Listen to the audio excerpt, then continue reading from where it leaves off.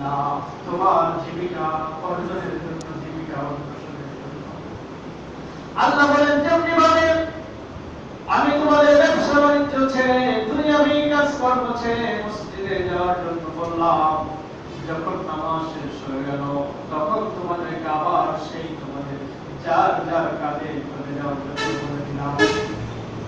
যেই ব্যবসার মহব্বতে, যেই দুনিয়ার কাজের মহব্বতে আল্লাহর হুকুমে সাড়া দেওয়ার সুযোগ তুমি পাও না, আল্লাহর নামাজ আদায় করতে তুমি সুযোগ পাও না, সেই কাজের জন্য আমি তোমাদেরকে আবার মসজিদ থেকে বের হয়ে যেতে বললাম।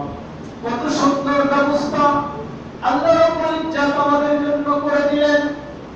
আল্লাহর হুকুমে সাড়া দিয়ে আমি নামাজ আদায় করার পরে দুনিয়ার যেই কাজটি করি না কেন সমস্ত কাজের মধ্যে আল্লাহ রাব্বুল ইজ্জত আপনার আমার জন্য খুবই ব্যবস্থা করে দিয়েছেন। বলি সুবহানাল্লাহ।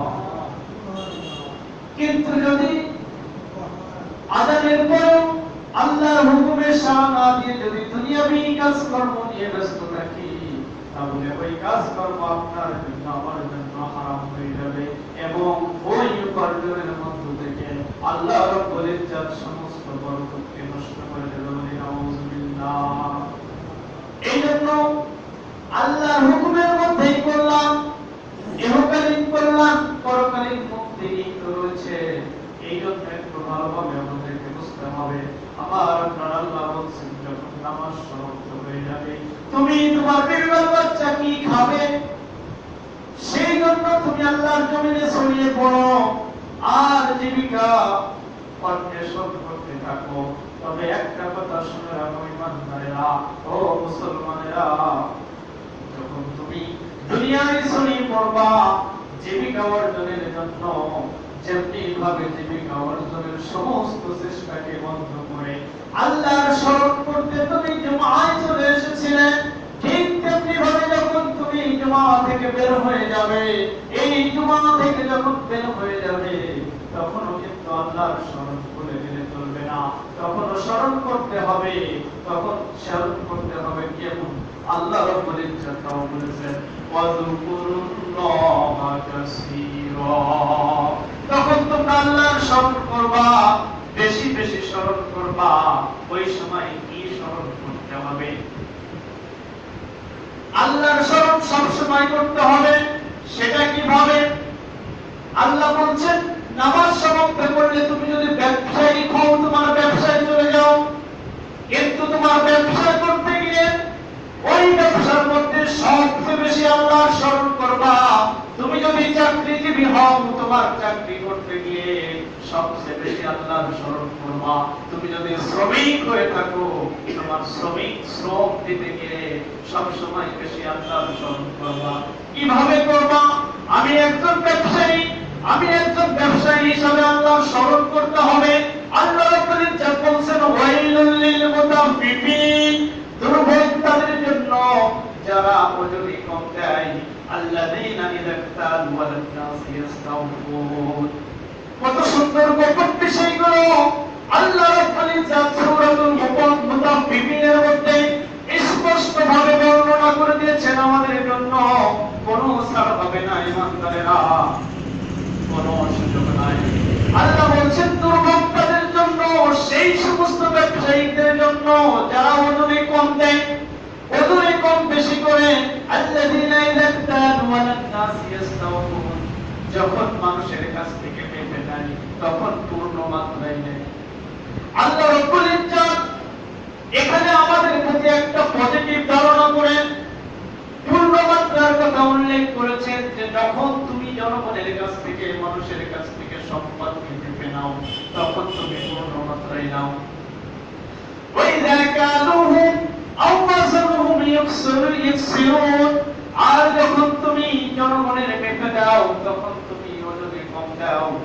আল্লাহ রাব্বুল ইজ্জত এখানে কত সুন্দরভাবে বর্ণনা করে দিলেন যে আমি যখন লোকের কাছ থেকে মেপে নিই তখন আমি পূর্ণ মাত্রায় নিই। এটা হলো আল্লাহ রাব্বুল ইজ্জতের কথা। কিন্তু আপনার আমার কথা তো এই নয়। আপনার আমার কথা এবং কাজ হলো, আমি যখন জনগণের কাছ থেকে মেপে দিচ্ছি তখন 1100 গ্রামে কেজি দিচ্ছি, আবার যখন জনগণের মেপে দিচ্ছি তখন কিন্তু 900 গ্রামে কেজি দিচ্ছি। আল্লাহ সেই সমস্ত ব্যবসায়ীদের জন্য পবিত্র কোরআনে বলছেন, ওয়াইদা কুদিয়াতিস সালাতু ফান্তাশিরু ফিল আরদ, ও ব্যবসায়ীরা, ও শ্রমিকরা, ও চাকরিজীবীরা, যখন তোমরা জুমার নামাজ শেষ করবা, জুমার খুতবা শেষ করবা, এই জুমার নামাজ এবং খুতবা শেষ করে যখন তোমরা মসজিদ থেকে বের হয়ে যাবা তোমার জীবিকা অন্বেষণের জন্য, ওয়াজকুরুল্লাহ কাসীরা, ওই তোমার জীবিকা অন্বেষণের সময় সবচেয়ে বেশি বেশি তোমরা আল্লাহকে স্মরণ করবা এইভাবে যে আমার আচরণের দ্বারা, আমার কর্মের দ্বারা, আমার শ্রমের দ্বারা, আমার চাকরির দ্বারা, আমার ব্যবসার দ্বারা অন্য কারোর কোনো হক মেরে খাচ্ছে কিনা, অন্যের কোনো অধিকারকে আমি বঞ্চিত করছি কিনা, এটা তোমার পরিপূর্ণভাবে খেয়াল করতে হবে। যদি তুমি পরিপূর্ণভাবে খেয়াল করতে না পারো, আল্লাহ রাব্বুল ইজ্জত পবিত্র কোরআনে বলে দিয়েছেন, তাহলে তোমার জন্য হলো ধ্বংস, তোমার জন্য হলো ধ্বংস। যেদিন আহকামুল হাকিমিন রব্বুল আলামিন সমস্ত বিচারকের বিচারক হবেন আল্লাহ, সেই আল্লাহ যদি আপনার আমার জন্য ধ্বংস বলে দেয় তাহলে আপনার আমার কি উপায় হবে একটু বুঝে দেখুন। এই জন্য আল্লাহ বলছেন, তোমার ব্যবসার ক্ষেত্রে তুমি যখন ওজন করবা, হ্যাঁ যদি তোমার 100 গ্রাম বেশি নেওয়া লাগে, তুমি যার কাছ থেকে নেবা তার কাছ থেকে তুমি আন্ডারস্ট্যান্ডিং করে তার কাছ থেকে নাও, তাহলে এটা তোমার জন্য বৈধ হয়ে যাবে। আর যদি তুমি তার সাথে আন্ডারস্ট্যান্ডিং না করে, বোঝাপড়া না করে, তার সাথে যদি তুমি সমন্বয় না করে গোপনে গোপনে তাকে ফাঁকি দিয়ে যদি নিয়ে নাও, তাহলে এই যে এর দ্বারা যতগুলো উপার্জন করবা, যত অর্থ সম্পদ তুমি উপার্জন করো না কেন, সমস্ত উপার্জন গুলোই আল্লাহ রাব্বুল ইজ্জতের কাছে হারাম হয়ে যাবে। আর এই হারাম দ্বারা তুমি যতগুলো উপার্জন যা তুমি তোমার দেহের মধ্যে ঢোকাও না কেন, আল্লাহ রাব্বুল ইজ্জত এবং তার হাবিব বলছেন, এই হারাম পথে উপার্জিত সম্পদ দ্বারা যারা ভক্ষণ করে থাকে তারা তাদের উদরে শুধুমাত্র জাহান্নামের আগুন ছাড়া আর কিছুই ঢুকাই থাকে না। বলে নাউযুবিল্লাহ। তাহলে আমরা যদি হারাম উপার্জন দ্বারা আমার দেহের মধ্যে যদি ঢুকাই থাকি, তাহলে আমার উদরের মধ্যে, আমার পেটের মধ্যে শুধুমাত্র জাহান্নামের আগুন ঢুকাই থাকি। আর এই হারাম পথে উপার্জিত অর্থের দ্বারা আমার শরীরে যে রক্ত মাংস তৈরি হয়েছে, জেনে রাখুন আমার কথা নাই, আল্লাহর কোরআন এবং রাসূলের হাদিস বলে, এই হারাম পথে উপার্জিত অর্থের দ্বারা ভক্ষণ করে যদি তোমার দেহে বিন্দু মাত্র রক্ত এবং মাংস তৈরি হয়ে থাকে, ওই হারাম পথে উপার্জিত অর্থের দ্বারা ওই রক্ত মাংস কোনদিন আল্লাহর জান্নাতে প্রবেশ করতে পারবে না। আজকে আমার বিবিকে খুশি করার জন্য, আমার সন্তানকে খুশি করার জন্য, আমার পিতামাতাকে ভালো খাবার দেওয়ার জন্য, ভালো পড়ানোর জন্য আমি যত সব হারাম পথে উপার্জন করে আমি ভালো মাছ তরি তরকারি কুড়াই করে করে তাদের খাওয়াচ্ছি, আজকে আমি মৃত্যুবরণ করব, আমাকে মাগরিবের আগে বা মাগরিবের পর করে আমাকে দাফন করা হবে, আমার পিতামাতা, আমার আত্মীয়স্বজন, আমার বিবি বাল বাচ্চা কেউ আমার সাথে কবরে যাবে না, কিন্তু শুধুমাত্র ওই হারাম পথে উপার্জন করলাম, এই নেক আমল আর এই বদ আমলগুলো শুধু আমার কবরে আমার সাথে যাবে। এখন এই হারাম পথে উপার্জন করে আমি যখন কবরের মধ্যে শায়িত হয়ে যাব, তখন কিন্তু জেনে রাখেন এই কবরের দুই পাশের মাটি কিন্তু আমাকে ছেড়ে দেবে না। এই দুই পাশের মাটি আমাকে এমন ভাবে চাপ দেবে, এক পাথরের হাড় আর এক পাথরের মধ্যে ঢুকে যাবে। আপনার আমার সহযোগিতা করার মতো, আপনার আমার দেখার মতো, আপনার আমার সাহায্য করার মতো কিছুই থাকবে না, শুধুমাত্র সব ক্ষমতা থাকবে একমাত্র আল্লাহ রাব্বুল ইজ্জতের। কিন্তু সেখানে আল্লাহ রাব্বুল ইজ্জতের কাছে সাহায্য চাওয়ার মতো কোন হিম্মত, কোন শক্তি, কোন সাহস, কোন সুযোগ থাকবে না। কেননা যদি আমরা প্রার্থনা করে থাকি, আল্লাহ এই কবরের মাটি আমাকে এমন ভাবে সাজা দিচ্ছে এটা আমি সহ্য করতে পারি না, আল্লাহ আপনার নিয়তিবদ্ধ ফেরেশতা আমাকে এমন ভাবে আঘাত করছে আমি সহ্য করতে পারি না, আল্লাহ জাহান্নামের আগুন আমি সহ্য করতে পারি না, তখন আল্লাহ বলবেন, ও বান্দা তুমি কি দুনিয়ার জমিনে কুরআন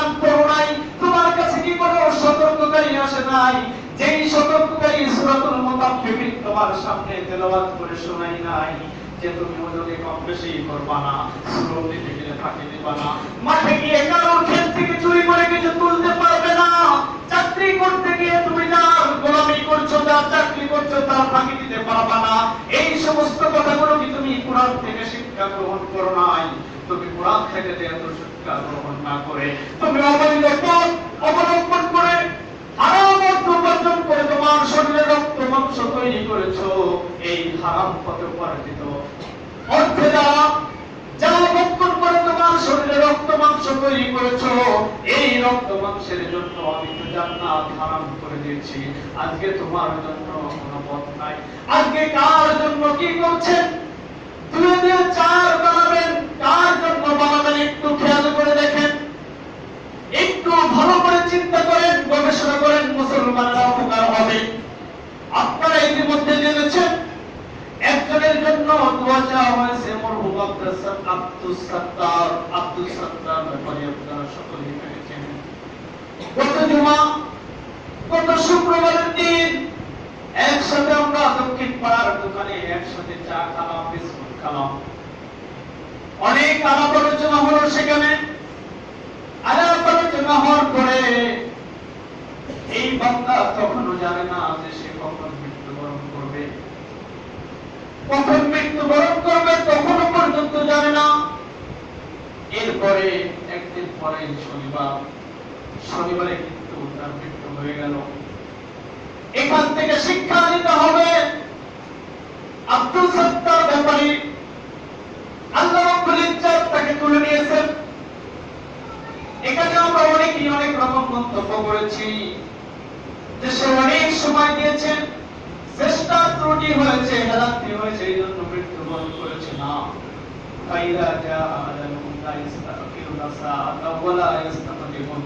মৃত্যুর সময় যখন এসে যাবে, এক সেকেন্ড আগেও তাকে মৃত্যু নেওয়া হবে না, এক সেকেন্ড পরেও তার জান কবজ করা হবে না, নির্দিষ্ট সময় তাকে জান কবজ করা হবে। কেননা যেই সময়টা জান কবজ করার সময় ফিক্স করা হয়েছে, নির্দিষ্ট করা হয়েছে, সেই সময় যে কোনো একটা ওসিলায় আল্লাহ তাকে পৃথিবী থেকে তুলে দেবেন, সেটাই করেছেন। কিন্তু আমি যেটা বলতে চাচ্ছি, তখনও পর্যন্ত একসাথে আমরা 7-8 জন দোকানে বসে চা খাচ্ছি, বিস্কুট খাচ্ছি, তখনও পর্যন্ত জানে না আমি 24 ঘন্টা 48 ঘন্টার মধ্যে মৃত্যুবরণ করব। এই কথাটি যদি জানতো কোনো মানুষ, তাহলে পৃথিবীর কোনো মানুষ দুনিয়ার জীবন যাপন করতে পারত না। মৃত্যুর কথাটা আমাদের সকলের নিকটেই রয়েছে, আমাদের সকলেরই কপালে লেখা রয়েছে। যেই নির্দিষ্ট সময়টি একমাত্র আল্লাহ ছাড়া কেউ জানে না। আমরা এখানে যতজন উপস্থিত হয়েছি, আমরা জানি না শেষ পর্যন্ত বাড়িতে পৌঁছে যেতে পারবো কিনা। ছোটবেলায় দেখেছি, এখন যেইভাবে মানুষ মৃত্যুবরণ করে, ছোটবেলায় এইভাবে এত মৃত্যুবরণ করতে দেখা যেত না। একজন বয়স্ক মানুষ দীর্ঘদিন যাবত অসুস্থ বিছানায় শায়িত থাকতো, তার বিভিন্ন বাচ্চারা তার পাশে কোরআন তেলাওয়াত করতো, তার জন্য দোয়া করতো, আর এই মুমূর্ষ ব্যক্তি তার সন্তানের জন্য নসিহত করে দিত, তার সন্তানের কালেমা পড়ে তার কানে ফুঁক দিত, ইয়াসিন সূরা পড়ে পড়ে তার কানে ফুঁক দিত, আর ওই মুরব্বি তার সন্তানের জন্য পরবর্তী প্রজন্মের জন্য নসিহত করে দিত যে আমি যেইভাবে জীবন যাপন করেছি এইভাবে সন্তান উপরে প্রতিষ্ঠিত থাকবে, আল্লাহর হুকুম আহকাম পালন করবে, কারোর সাথে গ্যাঞ্জাম করবে না, মারামারি করবে না, মহিমুল্লাহ করবে না, এইভাবে মুরব্বিরা নসিহত করে দিত। কিন্তু এখন এমন মৃত্যুর সময় আপনি নসিহত করার সুযোগ পাবেন না, কালেমা পড়ে কানে ফুঁক দেওয়ার সুযোগ পাবেন না, ইয়াসিন সূরা পড়ে পড়ে কানে ফুঁক দেওয়ার সুযোগ পাবেন না, একটু পানি পান করবেন সেই সুযোগও পাবেন না। এমন ভাবে মানুষ মৃত্যুবরণ করতেছে, কার জন্য একটু নসিহত করে দেন সেই সুযোগ পাবেন না। ঈমান নিয়ে মরতে হবে, এই চেষ্টাটুকু করে এর উপরেই সর্বদা প্রস্তুত থাকা হবে জ্ঞানের কাজ। এই জন্য আমি বলছি, মরহুম আব্দুল সত্তার আল্লাহ তাকে মাফ করে দিন, সকলে বলে আমিন। আল্লাহ তাকে দুনিয়া থেকে তুলে নিয়ে পরবর্তী প্রজন্মকে চোখে আঙ্গুল দিয়ে শিক্ষা দিচ্ছে, হে মহল্লার মানুষেরা, আমি আব্দুল সত্তারকে যখন পৃথিবী থেকে তুলে নিলাম, তার সমস্ত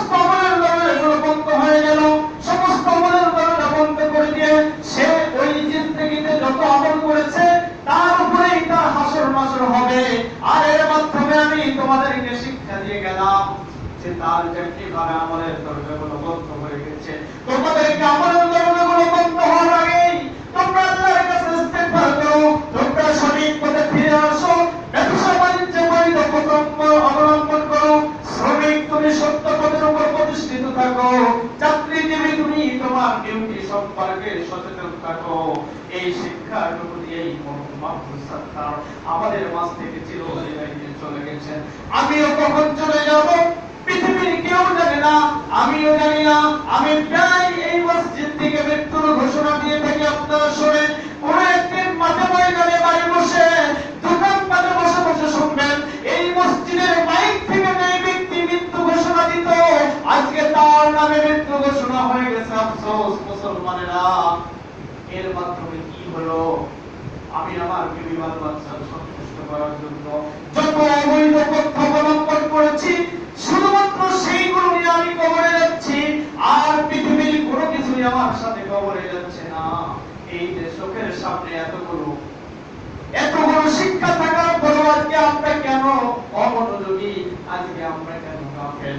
আজকে আল্লাহর হুকুম মাহকামের কাছে কেন আমাদের এত অবজেকশন?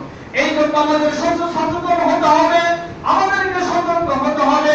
আল্লাহ রাব্বুল ইজ্জত আমাদের সকলকে দিন সম্পর্কে সঠিক দান করুন বলে আমিন। এই জন্য আল্লাহ বলছেন যে তুমি জনগণের কাছ থেকে যখন মেপে নিবা তখন পূর্ণ মাত্রায় নিবা, আবার যখন জনগণকে মেপে দিবা তখন মানুষকে মেপে দিবা। এটা হতে পারে না, এটা আল্লাহ রাব্বুল ইজ্জত হারাম করে দিয়েছেন। তুমি জনগণের কাছ থেকে একটু বেশি নিবা, সেটা তার কাছ থেকে তুমি বোঝাপড়া করে, তার কাছ থেকে তুমি কন্টাক্ট করে নাও, অথবা দামের উপরে কিছু দাম কম দাও, তাহলে আল্লাহ রাব্বুল ইজ্জত তোমাদের কাছে হারাম করে দেবে। কিন্তু যদি তুমি চুরি করে নাও তাহলে আজীবন এটা তোমার জন্য হারাম হয়ে যাবে। তুমি হারাম পথ অবলম্বন করে তোমার বিবিবাল বাচ্চাকে হারাম উপার্জন করাচ্ছ, কিয়ামতের ময়দানে তুমি সবচেয়ে বড় মুসিবতে পড়ে যাবা, তোমার সাহায্যকারী হিসাবে কিন্তু কাউকে পাবা না। এই জন্য আমরা যে সেক্টরেই কাজ করি না কেন, সেই সব সেক্টরকেই আমরা যদি বৈধ পন্থায় অবলম্বন করি, তাহলে অল্প ইনকাম হলেও আল্লাহ রাব্বুল ইজ্জত সমস্ত সম্পদের মধ্যে বরকত দ্বারা ভরপুর করে দেবেন। বলে সুবহানাল্লাহ। আল্লাহ রাব্বুল ইজ্জত আমাদের সকলকে বৈধ পন্থা অবলম্বন করার তৌফিক দান করুন বলে আমিন। এই জন্য আল্লাহ বলছেন ফাইদা কুদিয়াতিস সালাতু ফান্তাশিরু ফিল আরদি ওয়াবতাগু মিন ফাদলিল্লাহ। ও আমার ইমানদার বান্দারা, যখন জুমার নামাজ কায়েম হয়ে যাবে, জুমার নামাজ যখন সমাপ্ত হয়ে যাবে, আল্লাহর জমিনে তোমরা ছড়িয়ে পড়ো। যে যেই কাজ করে সে সেই কাজ করবে, তবে সেই কাজ করতে গিয়ে বেশি বেশি স্মরণ করবা আল্লাহর, যেন তোমার কথার দ্বারা কেউ কষ্ট না পায়, তোমার আচরণের দ্বারা যেন কেউ কষ্ট না পায়, তোমার দ্বারা যেন কেউ অর্থের দিক থেকে ক্ষতিগ্রস্ত না হয়, তোমার দ্বারা যেন এতিমের মাল ভক্ষণ করা না হয়। এইগুলোর প্রতি তুমি খেয়াল রাখবা। এটাই হলো আল্লাহর স্মরণ বেশি বেশি।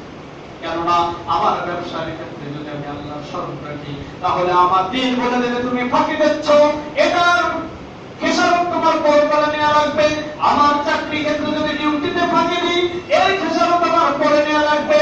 আমার শ্রম দিতে গিয়ে যদি আমি ফাঁকি দিই, এর খেসারত আমার পরে নেওয়া লাগবে। আমি এখন বর্ষার সময়, দুপুর সময় মাঝে কেউ নাই, একজনের ক্ষেত থেকে যদি আমি না কোয়া বলা কিছু ফসল তুলে নিয়ে আসি, এর খেসারত আমার কিয়ামতে দেয়া লাগবে। এই হিসাব করে পা বাড়ানোই হলো ওয়াজকুরুল্লাহ কাসীরা। বেশি বেশি আল্লাহর স্মরণ করবা, লাআল্লাকুম তুফলিহুন। যদি তোমরা এই পথ অবলম্বন করে চলতে পারো, তাহলে তোমরা সফলকাম হতে পারবা। আর যদি এই পথ অবলম্বন করে চলতে না পারো, তাহলে এমন একটা সময় তোমার চলে আসবে, যেই সময় কবরের মাটিও পর্যন্ত তোমাকে কিন্তু ছেড়ে দেবে না। যাই হোক, আল্লাহ রাব্বুল ইজ্জত যতটুকু কথা শোনালো আমাকে সহ আপনাদের সকলকে আমল বলে আমি শেষ করব। আল্লাহ রাব্বুল ইজ্জত বলেন আহাব্বুল বিলাদ ইলাল্লাহি মাসাজিদুহা ওয়া আবগাদুল বিলাদ ইলাল্লাহি আসওয়াকুহা। আল্লাহ রাব্বুল আলামিনের কাছে সবচেয়ে ভালোবাসার স্থান, সবচেয়ে পছন্দনীয় স্থান হলো পৃথিবীর মসজিদ সমূহ। আর আল্লাহ রাব্বুল আলামিনের কাছে সবচেয়ে নিকৃষ্ট স্থান হলো বাজার সমূহ। এখন বলতে পারেন বাজার সমূহ আল্লাহ কেন নিকৃষ্ট করলেন? বাজার তো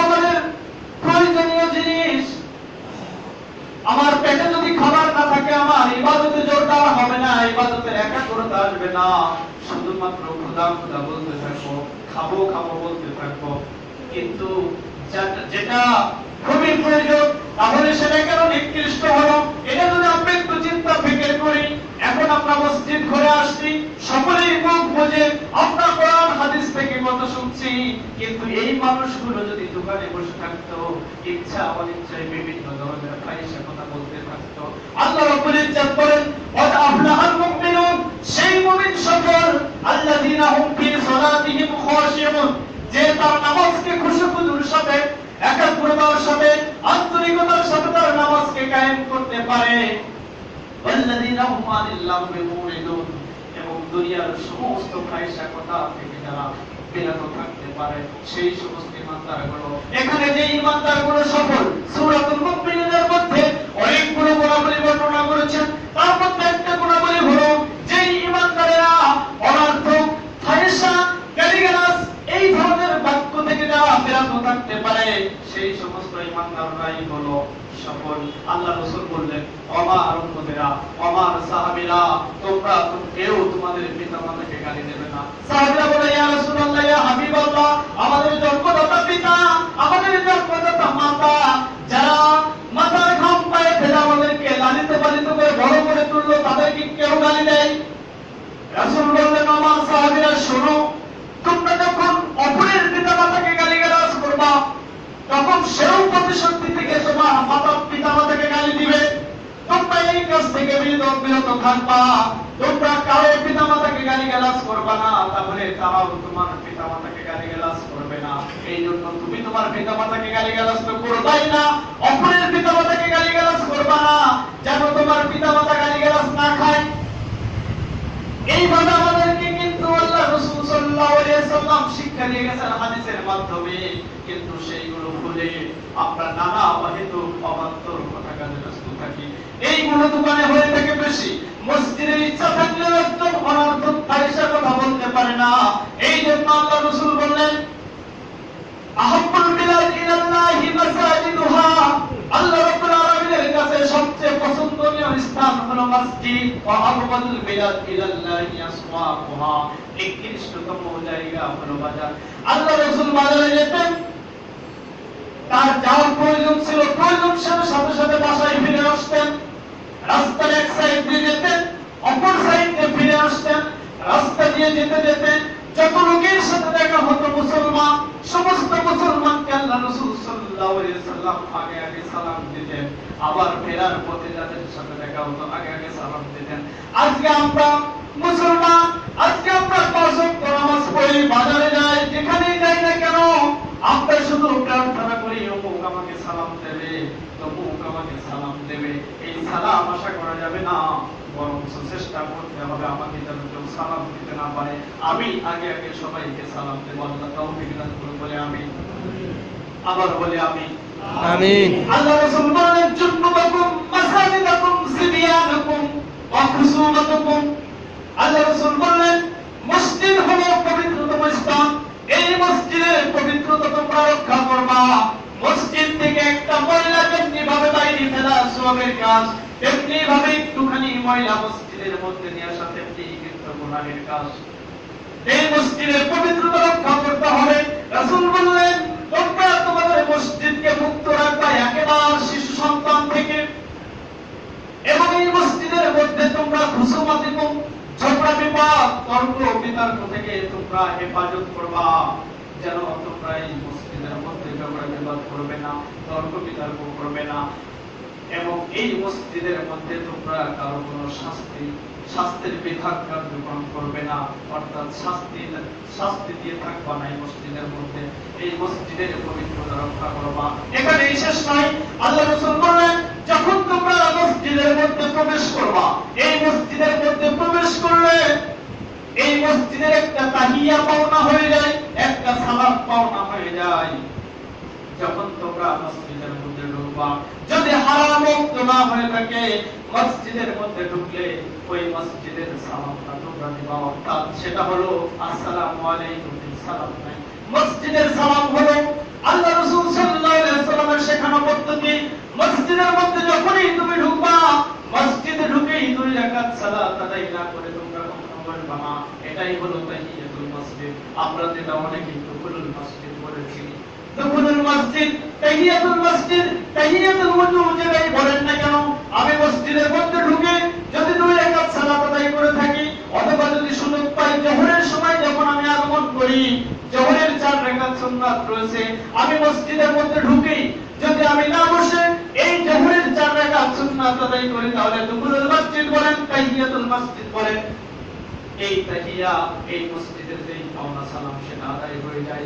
এটা আল্লাহ রাসূল সাল্লাল্লাহু আলাইহি ওয়াসাল্লামের অন্যতম একটা সুন্নাত। রাসূলের খুতবার পড়তে বসে বলে দেখা গেছে, রাসূল সাল্লাল্লাহু আলাইহি ওয়াসাল্লাম যখন খুতবা দিতেন, সাহাবীরা মজলিসে কালে বসে থাকতেন। কিছু কিছু সাহাবী যখন এসে ওই মজলিসের মধ্যে 2 রাকাত সালাত আদায় না করে বসে যেতেন, সাথে সাথে নাম ধরে তাকে দাঁড় করে দিতেন এবং বলতেন, তুমি পাশে যাও, 2 রাকাত সালাত আদায় না করে বসবে না। আজকের থেকে আমরা এটা জানলাম, আজকের থেকে আমরা অবশ্যই এই সুন্নাতের উপরে আমল করব। আমরা যখনই আসবো এক প্রান্ত থেকে 2 রাকাত সালাত আদায় করে আমরা মজলিসে বসে যাব। এরপরে যখন সময় দেওয়া হবে তখন আমরা 4 রাকাত সুন্নাত পড়ে দেব, কিন্তু বেশি পড়ব না, শুধুমাত্র 2 রাকাত সুন্নাত পড়েই কোরআনের আলোচনা শোনার জন্য বসে যাব। আর গত জুমায় আমরা আলোচনা শুনেছি তোমার আদব সম্পর্কে। আমাদেরকে সচেতন থাকতে হবে। এই বাংলা খুতবা চলাকালীন যাই করি না কেন, আরবি খুতবা চলাকালীন আমরা নড়াচড়া করব না, কথাবার্তা বলবো না, এদিকে আমরা খেয়াল রাখবো। আল্লাহ রাব্বুল ইজ্জত সকল বিষয়ের উপরে আমল করার তৌফিক দান করুন, বলি আমিন। যাই হোক, সময় শেষ। আজকে একটা